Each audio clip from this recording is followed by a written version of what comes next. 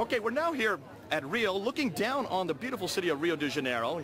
You'll see the Hippodrome, and then you're coming down to the lake, and you'll see the lake has lots of beginning blocks. This is where the Pan American Games are going to be contested starting this week, and you can see the boat lanes where they're going to be doing the boating. Further up towards the ocean, you will see the beautiful beach of Ipanema. We're looking at the back side of it. As we come on over further to the left, you'll see the more famous beach of Copacabana. Below that, you'll see a very old graveyard. We're at Rio here to not only look at the city, but mainly to look at this statue of Jesus. This is called the Christ the Redeemer. I want you to look at him. He's resonant, he's huge, 700 meters tall. That's the size of a 13-story building. And here he is with his hands outstretched, blessing Rio de Janeiro. Now, Muslims have a problem with icons like this. Muslims do not like the idea that Christ should be figured like this, a large icon they would say stands against everything they believe. But this is not Jesus Christ. This is nothing more than a statue to remind us of who he is and what he did. And Muslims must be careful, because if they're going to complain about a statue like this, they need to go back to their own history.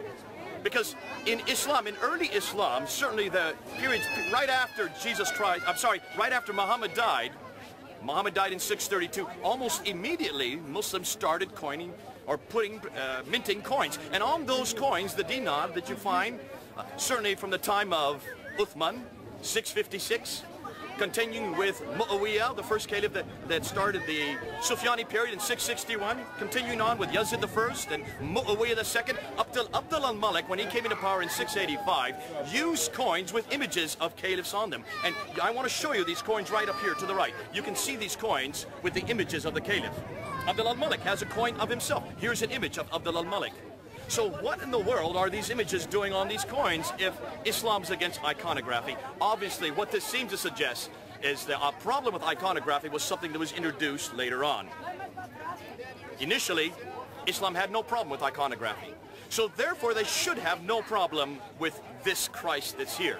Now, what's interesting is when you look at those coins, they date all the way up from 665 or 656 all the way up to 697.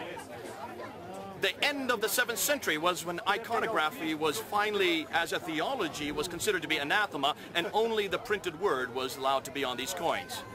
I want to show you this picture of Jesus again. We want to end off with Jesus, because this is not an icon. This is nothing more than a statue looking at who Jesus is. And if you look at him, you will see he's looking down. He's blessing the nation of Brazil. He's blessing the city of Rio de Janeiro. Take a look at his hands, and you will see that there are even holes in his hands. Because that's exactly what Jesus came to do. He came not only to bless, he came to redeem. And it was because of him on the cross that we can be here today. It was because of him on the cross that we are saying these things. It's because Jesus came 2,000 years ago and died on the cross that we are saved. Without that, none of us would be saved. We'd still be damned, including those of you who are looking at this video.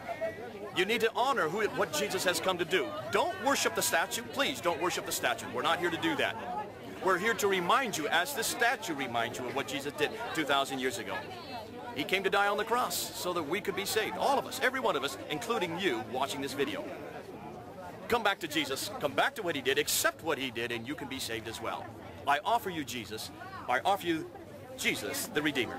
This is Jayden in Rio de Janeiro, beautiful city of Rio de Janeiro, on a gorgeous sunny day, saying bye till next time.